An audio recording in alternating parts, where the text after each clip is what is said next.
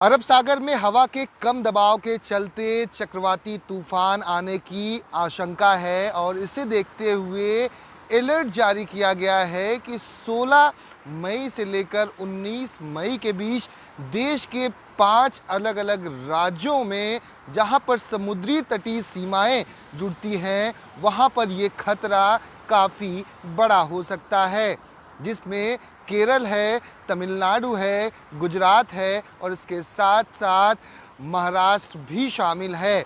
ऐसे में एनडीआरएफ की 52 अलग अलग टुकड़ियों को अलर्ट पर रखा गया है और ऐसे इलाकों में तैनात कर दिया गया है जहां पर समुद्री तटीय इलाकों में रहवासियों की संख्या ज़्यादा है और वहां पर ये खतरा काफ़ी बड़ा हो सकता है, क्योंकि जो अलर्ट जारी किया गया है उसके मुताबिक 16 मई से लेकर 19 मई के बीच जो चक्रवाती तूफान जब साइक्लोन आएगा तो यह अपने साथ बड़ी त्रासदी को लेकर आएगा और ये कई इलाकों को अपनी चपेट में ले लेगा। खास तौर पर 18 तारीख को यह समुद्री तटीय इलाकों को हिट करने वाला है, जिससे कि एक बड़ा खतरा होगा। और इसके साथ साथ आपको बता दें कि तेज बारिश और हवाएं भी चलेंगी। यहाँ तक कि एक्सपर्ट्स की माने तो जो हवा की रफ्तार होगी वो 175 किलोमीटर प्रति घंटे के हिसाब से ये कई इलाकों को अपनी चपेट में लेगी। ऐसे में महाराष्ट्र सरकार की तरफ से भी अलर्ट जारी किया गया है और तमाम जो देश की आर्थिक राजधानी मुंबई से सटे हुए समुद्री तटीय इलाके हों या फिर सिंधुदुर्ग, रायगढ़ और ऐसे रत्नागिरी जैसे इलाके हों, इन सभी जगहों पर अलर्ट जारी किया गया है और मछुआरे जो समुद्र में गए थे मछली पकड़ने के लिए उन सभी को बाहर बुला लिया गया है। तैयारियां पूरी की गई हैं जिससे कि खतरा कम से कम हो और नुकसान कम से कम हो। इस वक्त हम मौजूद हैं मुंबई के जुहू चौपाटी पर। यह सबसे बड़ा समुद्री तट माना जाता है मुंबई का।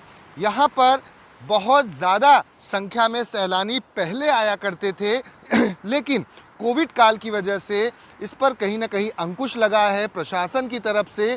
और ऐसे में जब अब अलर्ट जारी किया गया है तो इससे खतरा और बढ़ जाता है कि कई सारे सैलानी या कई सारे मुंबईकर ऐसे होते हैं जो मौका पाते ही समुद्र तट पर आ जाते हैं। और उसी को देखते हुए बीएमसी प्रशासन की तरफ से फायर ब्रिगेड कर्मी, बीएमसी कर्मी को तैनात किया गया है, जिससे कि अगर जब सुनामी अगर यहाँ पर आता है और समुद्र तट को हिट करता है तो यहाँ आसपास ज़्यादा नुकसान न हो, कि कोई भी शख्स की हानि न हो, उसको ध्यान में रखते हुए इन सभी को तैनात किया गया है। आपसे जानना चाहेंगे क्या कुछ सूचना आपको प्राप्त हुई है बीएमसी के द्वारा, प्रशासन के द्वारा, और किस तरह से आप सभी, आपकी टीम अलर्ट रहेगी, क्या क्या इक्विपमेंट्स होंगे जिसके ज़रिए आप लोग नज़र बनाए रखेंगे? जी, हम फायर ब्रिगेड से लाइफ गार्ड, मेरा नाम रवि है। फायर ब्रिगेड से लाइफ गार्ड हूँ, यहाँ पे लाइफ गार्ड इंचार्ज हूँ। हमारा लाइफ गार्ड जो लाइफ गार्ड है वो हर एक पॉइंट पे खड़े लाइफ गार्ड है यहाँ पे।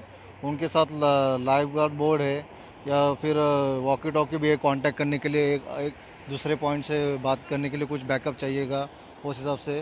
तो हम लोग को 3 दिन का हाई अलर्ट दिया हुआ है। वो हिसाब से अभी हमारे यहाँ पे लाइफ गार्ड तैनात किए हुए और सर्च एंड रेस्क्यू टीम भी है, जेट स्की है और अन्य कुछ साधन है बचाने के लिए।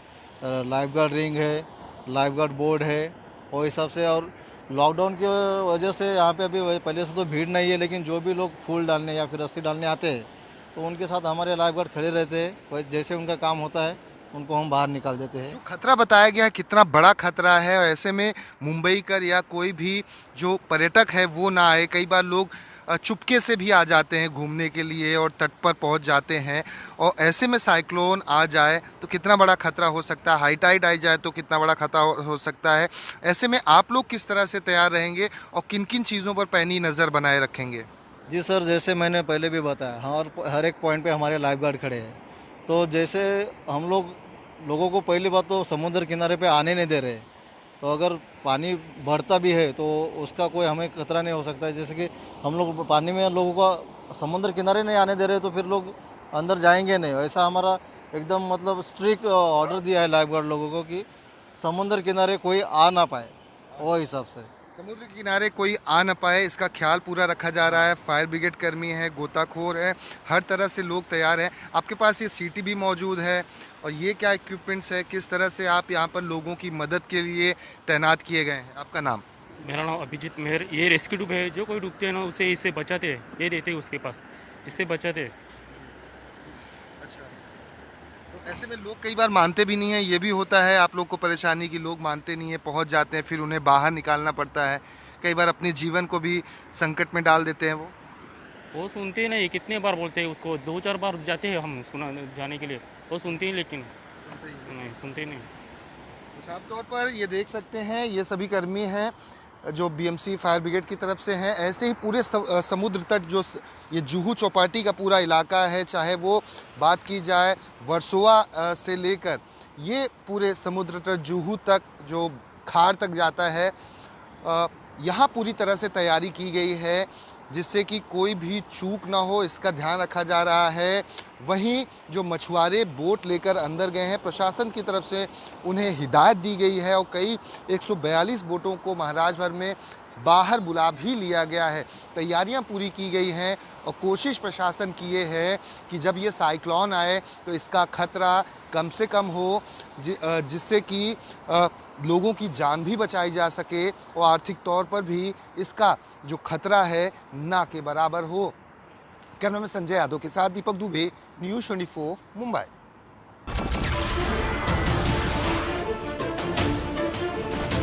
नमस्कार, मैं हूं मानक गुप्ता। अगर आपको हमारा ये वीडियो पसंद आया हो तो इसे लाइक और शेयर जरूर करें, और हाँ, हमें सब्सक्राइब और फॉलो करना ना भूलें ताकि आप देश और दुनिया की कोई खबर मिस ना करें। तो जुड़े रहिए हमारे साथ और देखते रहिए न्यूज़ 24।